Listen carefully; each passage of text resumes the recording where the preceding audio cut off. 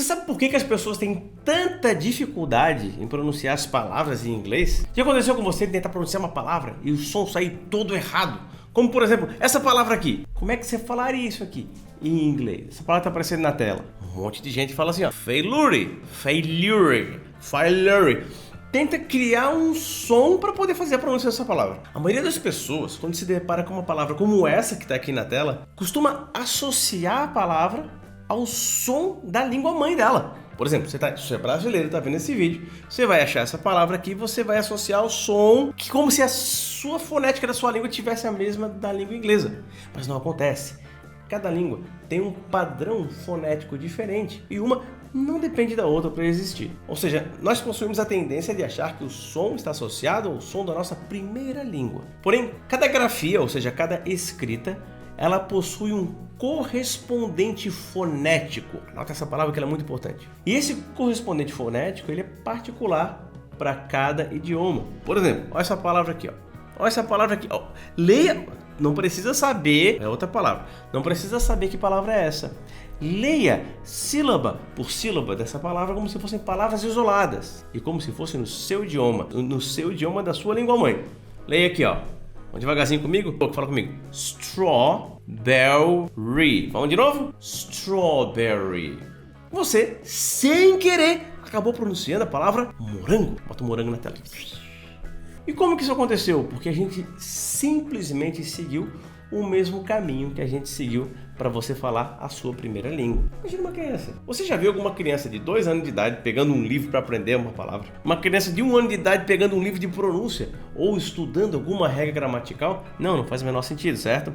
Qual que é a ideia? Existe um caminho natural de desenvolvimento da fala e todas as pessoas que aprendem o idioma, pelo menos da forma como se aprende o idioma normalmente, como você aprendeu, elas têm acesso a quê? Primeiro a um som. Depois que eles ouvem o som, eles processam a palavra.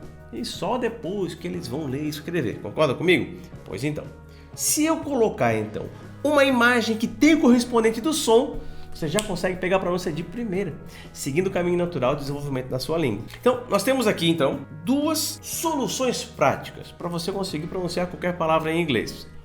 Você não ter acesso à grafia, somente ao som. Por exemplo, fala comigo a palavra Apple. Eu não vou escrever aqui na tela, só fala comigo. Apple. É como se fossem 2 palavras, ó, abre a boca. Apple. Você não teve acesso à grafia, só ao som, igual uma criança tem acesso. Então ela ouve e na hora ela já tenta imitar. Aí você não cria um vício de análise errada sobre um possível padrão acústico que não existe. Acontece isso direto. Quer ver? Ó? Como é que eu falo a palavra controle em inglês? Talvez você, que é bom brasileiro, fale control. Por que você fala control? Porque quando a gente tem uma pane no computador, a gente aperta 3 teclas. É o Ctrl, Alt e Del, certo? Só que não é control. Mas tantas vezes você ouviu a palavra control que você acha que control é a pronúncia de controle. Quando na verdade a pronúncia é... Como é que eu falo a pronúncia? Control. Aí, para facilitar o seu entendimento, eu vou colocar aqui no dicionário, que a gente chama de dicionário língua-mãe, porque ele é baseado na sua língua-mãe, e você vai ler em português e milagrosamente o som vai sair em inglês. Vamos comigo? Control. Quando tem um Wzinho tem um biquinho assim.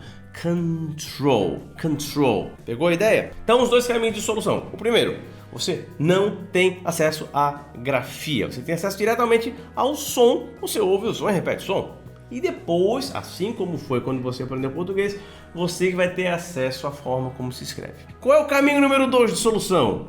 O caminho número 2 é ter acesso a uma grafia que corresponde ao padrão fonético da sua língua-mãe, que a gente chama carinhosamente de dicionário língua-mãe. E não correspondente à grafia de como se escreve de fato a palavra, porque o padrão fonético você desconhece da língua inglesa.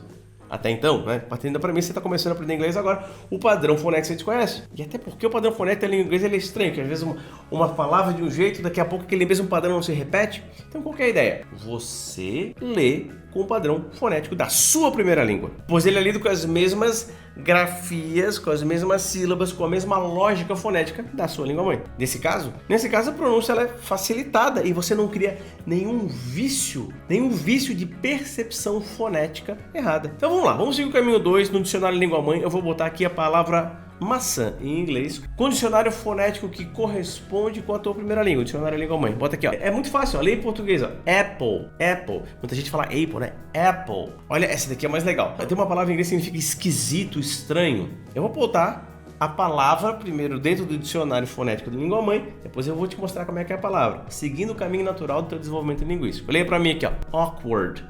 Awkward. E se eu for agora escrever como é que ela é em inglês de verdade, olha que estranho, olha que esquisito, olha que awkward. Se escreve assim, ó. Percebe? Imagina como é que seria se você tivesse acesso primeiro à palavra escrita em inglês. Você ia criar um padrão fonético diferente. Por isso que muita gente tem vícios de pronúncia, porque ela acha que é de um jeito a palavra e ela repete várias vezes e aquilo cria um vício. De tanto repetir, pela repetição massiva, o teu cérebro acredita naquele padrão.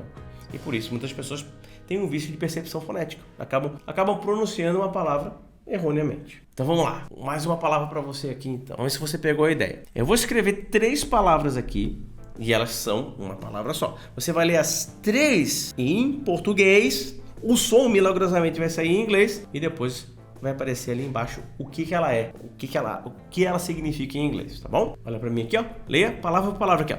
Consciousness. Abre a boca. Consciousness. Olha o que ela significa aqui, ó. Ela significa consciência.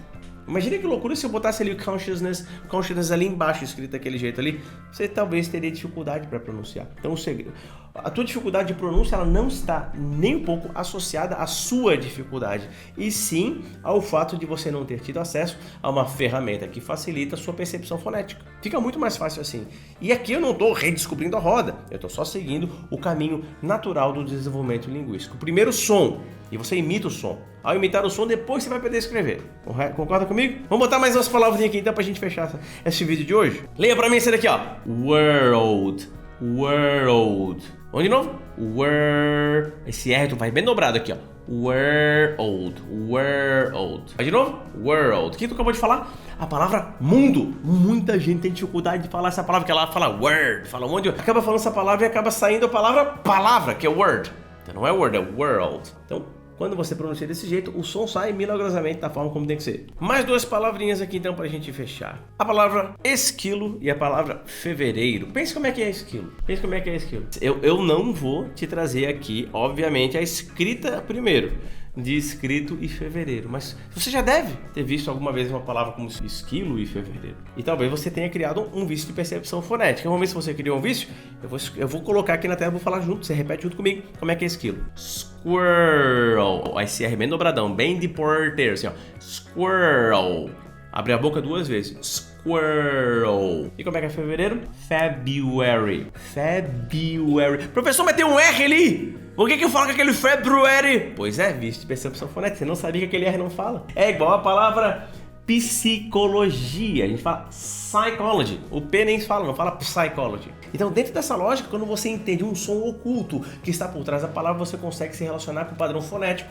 Ao repeti-lo, o teu cérebro pega a pronúncia certa e aí você já consegue falar. Qual é o segredo para que aquela pronúncia grude no teu cérebro? A repetição massiva. Uma dica para você aqui, comente aqui embaixo. Pega alguma dessas palavras e coloca num contexto. Monte uma frase com cada uma, com cada uma ou com a que você quiser fazer. Monte uma frase com a palavra squirrel, por exemplo. Porque quando você coloca no contexto, você ensina o teu cérebro para que serve. Por que você ficar decorando um monte de palavra? Squirrel, world, dog, door. Para que serve? Pegar várias palavras aleatórias se eu não colocar num contexto. O cérebro entende então que existe uma necessidade de memorizar aquilo porque existe um contexto prático de utilização. Então comente aqui embaixo uma frase com alguma das palavras que você acabou de aprender aqui. E se você tem dificuldade de pronunciar alguma palavra, comente aqui embaixo também. Quem sabe eu faço um vídeo sobre isso, aprofundando a nossa percepção fonética. Então, consolidando o vídeo de hoje, pense o seguinte: uma criação da língua acontece sempre você ouvir um som e depois falar. E depois de muito tempo, depois de, sei lá, 5, 6, 7 anos de desenvolvimento linguístico, você vai ver como aquele som se escreve para você poder ler e depois você mesmo escrever. Quanto tempo você demorou para aprender a escrever aquilo que você já falava desde quando você tinha 1 ano, 2 anos de idade? Esse é o processo linguístico correto. Qualquer quebra nessa ordem, ouvido, boca, olho e mão, qualquer quebra nessa ordem, ela quebra o padrão intuitivo de desenvolvimento da língua, fazendo com que você acabe tendo dificuldades na aprendizagem do idioma. Se você não aprendeu ainda, então, a culpa não é sua. Você só não teve acesso ainda à ferramenta natural que realmente segue o padrão exato de como que você desenvolve o seu idioma. Então cole com a gente nesses vídeos aqui. Se você gostou desse vídeo, dá um like. Então, beleza? Se fez sentido para você, deixe seu comentário aqui embaixo, se inscreve no canal para não perder nenhum vídeo que a gente faz aqui e, se fez sentido para você, compartilhe com o máximo de amigos possíveis para a gente conseguir, de fato, fazer todo mundo falar inglês. Te espero no próximo vídeo. Thank you again for watching. See you around.